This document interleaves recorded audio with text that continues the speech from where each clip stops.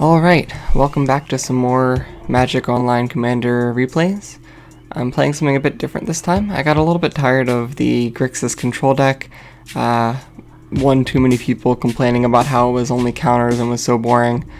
So I wanted to switch things up a bit with Monoblack Control. Not actually that different after all, especially since my commander is Gonti, Lord of Luxury. I didn't really expect that much from this guy when I first saw him, but I've been consistently impressed with how powerful this card actually is. It's a repeatable impulse from your opponent. Death Touch makes it an excellent blocker, and it's just a very abusable ability, all things told. In terms of the deck itself, it's a very, very budget version. I pretty much took cards that I already had access to and $6 and built this. With main win conditions being things like Exsanguinate, Emrakul, beating with big things, and whatever my opponent happens to be playing. So it's not really that great right now. Playing very subpar cards like Mannequin, for example, Live Fast. I have a small energy package here for funsies, but it has some pretty powerful cards in it, and I've been having fun with it. So let's jump into some games.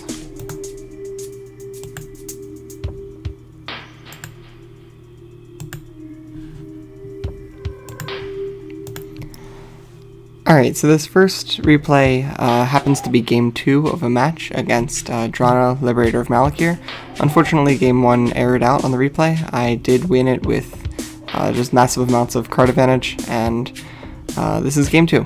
So this is kind of a mid-range list that has some control elements and discard removal, and some larger beaters.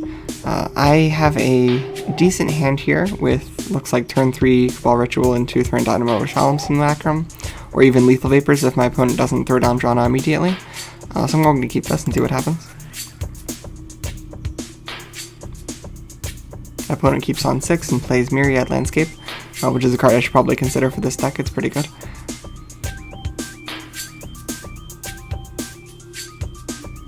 Opponent plays Jet Medallion. Fair enough. Also cards I should maybe consider. Then my opponent sacks Myriad Landscape on their turn 3, which would let me actually Cabal Ritual into Lethal Vapors, but I decide to instead Thran Dynamo. Not entirely certain why I made this choice. I probably could have just played Lethal Vapors and been pretty good to go. But my opponent plays Drana here, and I follow up with Gonti finding Dark Imposter, which is fantastic, because I can actually play that this turn and be able to start using it in upcoming turns. So if you haven't seen this card before, it's 6 mana to exile a creature and put a +1/+1 counter on it, and then the rest of the text is pretty much irrelevant. Opponent plays Lord of the Void, which is certainly threatening, but Dark Imposter can keep my opponent's creatures in check here. I'm probably going to be removing Lord of the Void first, since Drana is just damage and I'm planning on winning on cards. So I pass back, and my opponent plays Black Sun Zenith for 2, or rather 3, and we get kind of a cool interaction here. So I'm going to eat the Lord of the Void with Dark Imposter, obviously, and Black Sun Zenith is going to kill both my creatures, but it's also going to put 3 -1/-1 counters on Drana, and my opponent kind of messed up here, because now Drana is a 0/1, which means that she cannot deal damage, which means she cannot get bigger. So she is stuck there being kind of lame and bad. On my turn, I go up to a lot of mana, so I can actually play Solemn and then Lethal Vapors in the same turn, which is pretty fantastic given that my opponent has a 0/1 and no other pressure. Now, in terms of what Lethal Vapors actually does for my deck, I don't need creatures to win. The win conditions are Corrupt, Exsanguinate, things like that, so I'm not too concerned about it keeping my threats off the board. In fact, it's very nice with tons of mana and Gonti, because I can keep recasting Gonti and letting it kill itself. Now my opponent makes a very questionable play here, which is to cast this card that I haven't ever actually seen played before for a pretty good reason. It is Infernal Offering. So both I and my opponent are going to sacrifice a creature, draw 2 cards, and reanimate something. And it doesn't target, so I'm going to be able to reanimate the Solemn that I sacrifice, and the Solemn's going to die immediately. So for me, this is draw 4 cards and get a land, and for my opponent it's nothing. So I don't know why they did this. This is kind of a stupid play, but whatever, I'm not going to complain. They bring back Dark Imposter, all the Lethal Vapors triggers go off, all the Solemn triggers go off. I get the massive card advantage for free, which I'm not going to complain about.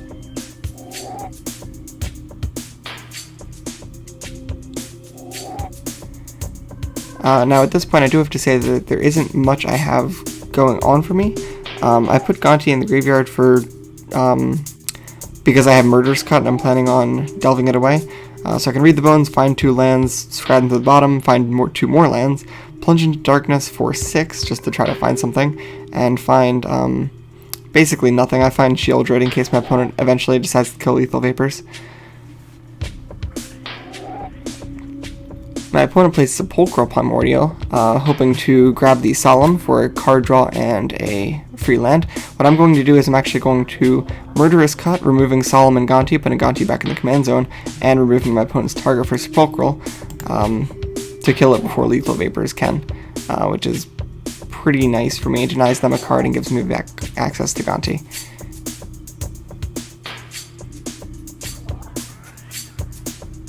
That said, I'm going to, I believe, replay Gonti here, just to see what I can find. I'll pop open that Exile Zone. There's Lash Writhe. Not fantastic on this board, but again, if my opponent ever deals with Lethal Vapors, it's going to be pretty powerful since I have a lot of swamps right now. Now I'm going to go ahead and recast Gonti. You can see the synergy that we have with Lethal Vapors here. I actually decide not to recast Gonti. Why is that? Oh, I actually misplayed here. I forgot to right-click and remove the go to graveyard thing, so Gonti's trapped in the graveyard now, which is fantastic. Opponent plays Erebos, which is moderately threatening, since they can just keep drawing cards and hopefully finding some pressure to put on board. But it is kind of a dangerous thing to be doing, because I have Exsanguinate in my hand. Now they're going to Duress and take Corrupt, which I guess they see as a more present threat than Exsanguinate. I haven't really done the math to figure out which one is stronger, but either one of them could kill them eventually. Anyway, I'll play the second Lash Writhe to make anything that I could play on the board threatening, which removes most of their incentive to actually deal with Lethal Vapors.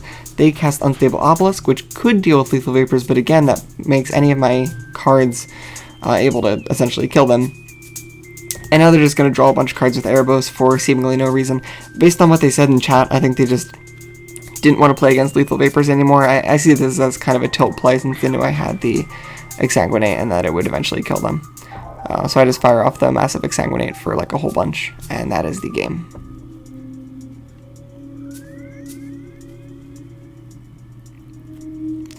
So this was rather more one-sided than the game 1 of this match, but unfortunately I can't record that for whatever Magic Online related reason. On to the next game. Okay, so here I am on the play against what appears to be either Black-White Midrange or Black-White Humans or something like that. We have Ravos and Tymna, both fairly potent in 1v1, Tymna for the Phyrexian Arena-like effect, and Ravos for the consistent card advantage in Anthem. So I expect this to be a fairly difficult game. I do have Toxic Deluge in my hand, which can stave off some of the aggressive starts from this kind of deck, but I'm going to want to avoid playing my Mana Dorks first, obviously. So let's get into it. Turn 1, I can just easily play Thawing Glacier, since I have nothing better to do on turn 1 and 2, given that I'm planning on sandbagging the Crawler and Milliken. They play Metallic Mimic on Human, so this does seem like a tribal list to some extent.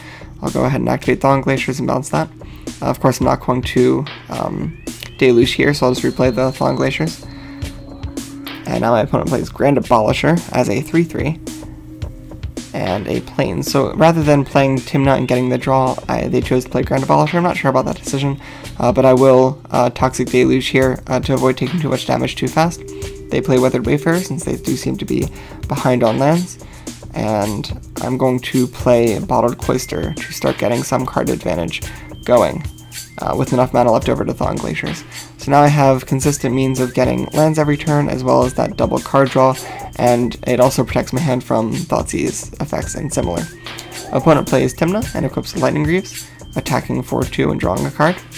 And given that my opponent is starting to become fairly aggressive, I see this as the right time to play Gonti. And this is really where Gonti shines as a control commander. In situations like this, where your opponent just has like small creatures that they're beating down with, Gonti can sometimes hold back an entire board, and if the opponent doesn't really know what to do in those situations, it can lead them to make some pretty dumb decisions. Of course, you expect good players to not make dumb decisions, but a lot of these games aren't, unfortunately, against good players, since these are the casual queues. Anyway, I'm going to cast Gonti here, and see a number of things. I'm going to take Silverblade Paladin, nothing was really better than that, and cast 2 mana Dorks to make my subsequent turn better with potentially the Runescar Demon. Opponent crashes in, I go to block, and they dismember here rather than dismembering first. I'm not entirely sure why. But that will kill Gonti, temporarily of course. With Cabal Coffers, Ancient Tomb, and 4 Swamps I can replay Gonti a number of times. And they play Hanawir Militia Captain, not enough to flip, so I'm not too concerned about that. And I'm just going to go ahead and actually just recast Gonti here. Since I can keep getting this pseudo card advantage, I find Swords to Plowshares here, which is an excellent find. Really hold off that aggro nature of my opponent's deck until I can solidify my lead. Silverblade pairing with Gonti makes it into a double striking Death Toucher, which is pretty fantastic. My opponent Stone Forges for Sword of Feast and Famine, which is what I more or less expected given the black nature of my deck. They'll put the Feast and Famine into play and equip the same turn onto Tymna. Now, I am protected from the discard, but I don't want them untapping their land, so I'm just going to block with Silverblade Paladin. The double striking Gonti isn't very relevant when they have a protection from black creature, so I'm just going to take out their commander when I have the chance. Especially since I have swords as further removal. So now's the time to drop Runescar Demon, and what I find with that is actually Demon of Dark Schemes, which is pretty fantastic on this board. I get to clear off my opponent's entire field and get enough energy to reanimate things, as well as enough mana to reanimate them given the Urborg that my opponent's played, turning Inventor's Fair into a swamp. So now I have access to that as well, which is pretty great. That said, I might not want to do that since my opponent does have Lightning Greaves and Sword of Feast and Famine, which means that any creature that they have can potentially turn into a fair amount of unblockable damage. They go to equip to an Aven Mind Sensor, and I will take that opportunity to Swords the Mind Sensor. This lets them... That would have let them play the commander potentially, get more card advantage. It's not really something I want. I can take the turn off from Demon of Dark Schemes for that. Now I'm going to attack in and actually ninjutsu in Inkai's Servant of Oni, which is a pretty great time to do that. I get to bounce Runescar Demon, steal their Stoneforge Mystic, and search up my Lash Writhe. And here I make one of 2 very major misplays this game. I F2, not realizing that it's my main phase 2, and I actually pass turn. Now if you look at how much mana I have available to me, I have potentially 1, 2, 3, 4, down to 2, 3, 4, 5, 6, 7, 8, 9, 10, 11. So I had an opportunity to play 11 mana worth of spells there. That could have been an Expedition map, that could have been a Lash Ride, that could have replayed the Runescar Demon. I probably would have played the Lash Ride, Runescar Demon, that's 11 mana. And I missed my opportunity to do so. And that turns out to be really bad because my opponent has, after they tap and untap their mana sum over there, Austere Command, and that actually leads to my second misplay, which is failure to activate Demon of Dark Schemes, and I think that was because I was just so tilted from the input there, leading to Bottled Cloister getting destroyed, which takes away my entire hand, of course, that I completely forget to use that. I could have gotten something like Silverblade Paladin for pressure, or Weathered Wayfarer, I guess. That wouldn't have been that great. Either way, my opponent does have Austere Command here, which they'll do after equipping Ravos and attacking thanks to Lightning Greaves. Again, not the best decision here since they lose Ravos and have to replay with the additional commander attacks. But either way, I am very far behind now since they managed to kill my Bottled Cloister with my hand under it, so they're going to tutor for Austere Command. Okay, now the good news is that I am playing Gonti Lord of Luxury, so I constantly have this source of card advantage available to me. And that's especially good because, as you'll see, I start drawing lands and don't really stop. I'm going to take my opponent's Hero of Bladehold and cast that, hopefully putting some pressure on them. It's kind of difficult to deal with Hero of Bladehold without actual removal. They put Austere Command back on top with Not Forgotten, so apparently they agree with me, and recast their Tymna. Of course, they don't have the Greaves, so they can't attack him with a Spirit and draw a card, which is pretty fantastic for me. So I get a turn with Hero of Bladehold and some attackers to deal some major damage. And there's the first land that I draw after that pretty bad misplay. We'll see how that goes. Knowing that my no, my opponent, knowing that they can't actually kill anything profitably, they just block hero and go ahead and immediately attack him with Tymna for the card draw, and then follow that up with the austere command, which is perfectly fine. Now the good news for me is that it does kill Gonti, Lord of Luxury, so I can replay Gonti, Lord of Luxury and keep playing cards off my opponent's deck, which is pretty much my saving grace at this point, especially given I draw another land here, and will continue to draw lands, as I said, throughout the remainder of the match.